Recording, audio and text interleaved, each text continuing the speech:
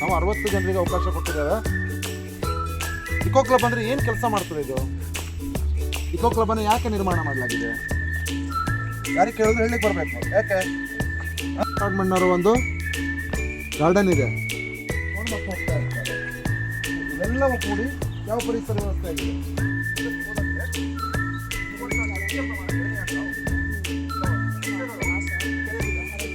ಸಸ್ಯಗಳು ಅಲ್ವಾ? ಯಾವ ಪಕ್ಷಿ ಗೊತ್ತಿದೆ ನಿಮ್ಗೆ?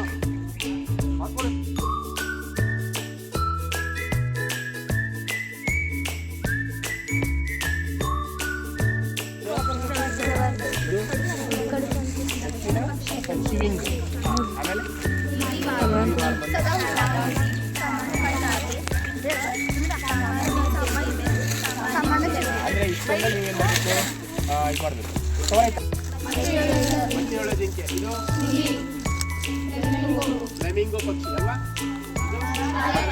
ಇವೆಲ್ಲ ಏನಾಗಿದ್ದಾವೆ ಈಗ? ಅಳಿವಿನಂಚಿನಲ್ಲಿದ್ದಾವೆ. ಅಳಿವಿನಂಚಿನ ಪ್ರಭೇದಗಳು ಅಂತ ಕರೀತಾರೆ. ಅಂದರೆ ಮುಂದೊಂದು ದಿನ ಇವುಗಳ ಸಂತತಿ ಏನಾಗ್ಬೋದು, ನಾಶ ಆಗುವಂಥ ಸಾಧ್ಯತೆ ಇದೆ. ಹಾಗಾಗಿ ನಾವು ಇವುಗಳನ್ನು ಏನು ಮಾಡಬೇಕು? ಸಂರಕ್ಷಣೆ ಮಾಡಬೇಕು. ಗೊತ್ತಾಯ್ತಾ?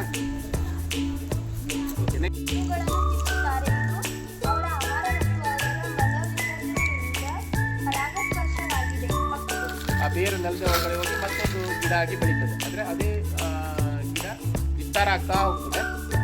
ಇದು ಗೊತ್ತಿಲ್ಲ, ಇದು ಅತಿ ಹೆಚ್ಚು ನಮಗೆ ಆಕ್ಸಿಜನ್ ಕೊಡುವಂಥದ್ದು. ವಾತಾವರಣದಲ್ಲಿರುವಂತಹ ಕಾರ್ಬನ್ ಡೈಆಕ್ಸೈಡ್ ಎಲ್ಲ ಹೀರ್ಕೊಂಡು ನಮಗೆ ಆಮ್ಲಜನಕವನ್ನು ಕೊಡ್ತದೆ.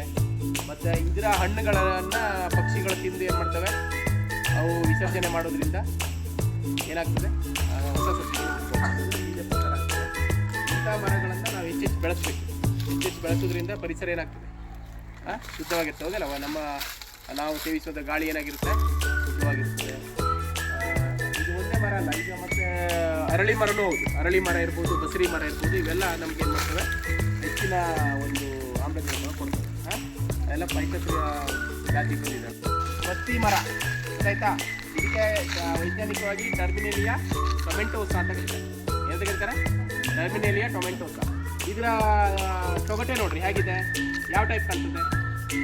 ಮೊಸಳೆಯ ಚರ್ಮ ಅಲ್ವಾ? ಕ್ರೊಕೊಡೈಲ್ ಸ್ಕಿನ್ ನೋಡಿದ್ರಾ? ಮೊಸಳೆ ಚರ್ಮದ ರೀತಿ ಈ ರೀತಿ ಇರೋದ್ರಿಂದ ಇದಕ್ಕೆ ನಾವು ಏನಂತ ಕರಿತೇವೆ? ಮತ್ತಿ ಅಂತ ಕರಿತೇವೆ. ಮತ್ತಿಯಲ್ಲಿ ಮತ್ತೊಂದು ಇದ್ರ ಹೋಗ್ತದೆ, ಅಂತ ಕರಿತೇವೆ. ಅಂದರೆ beauty, naked beauty of forest ಅಂತ ಕರಿತೀವಿ. ಏನು ಹೇಳಿ? ನೇಕೆಡ್ ಬ್ಯೂಟಿ ಆಫ್ ಫಾರೆಸ್ಟ್ ಅಂದರೆ ಅರಣ್ಯದಲ್ಲಿ ಅತಿ ಸುಂದರವಾಗಿ ಕಾಣುವಂಥ ಮರ. ಗೊತ್ತಾಯ್ತಾ? ಇದನ್ನು ಯಾವುದು ಬಳಸ್ತಾರೆ ಅಂತ ಹೇಳಿದ್ರೆ, ಪೀಠೋಪಕರಣಗಳಿಗೆ ಮತ್ತು ಮನೆ ಪಟಾಕಿಗಳನ್ನು ಮಾಡಲಿಕ್ಕೆಲ್ಲ ಇದನ್ನು ಏನು ಮಾಡ್ತಾರೆ? ಬಳಸ್ತಾರೆ. ಗೊತ್ತಾಯ್ತಾ? ಓಕೆ, ನೆಕ್ಸ್ಟ್ ಮತ್ತೆ ಕನ್ನಡದಲ್ಲಿ ಏನಂತ ಕರೀತಾರೆ? ಇದರಲ್ಲಿ ಇಂಗ್ಲೀಷಲ್ಲಿ ಟೀ ಕುಡ್ ಅಂತ ಕರೀತಾರೆ. ಯಾವುದು? Teak wood. ಇದು ಎಲೆ ದೊಡ್ಡ ಎಲೆ ಇರುತ್ತದೆ. ಇದು ಅತ್ಯಂತ ಬೆಲೆ ಬಾಳುವಂಥ ಮರ. ಒಂದು CFCಗೆ ನಿಮಗೆ 6,000ರಿಂದ 7,000 8,000 ರೂಪಾಯಿಗೆ ಬೆಲೆ ಬಾಳ್ತದೆ.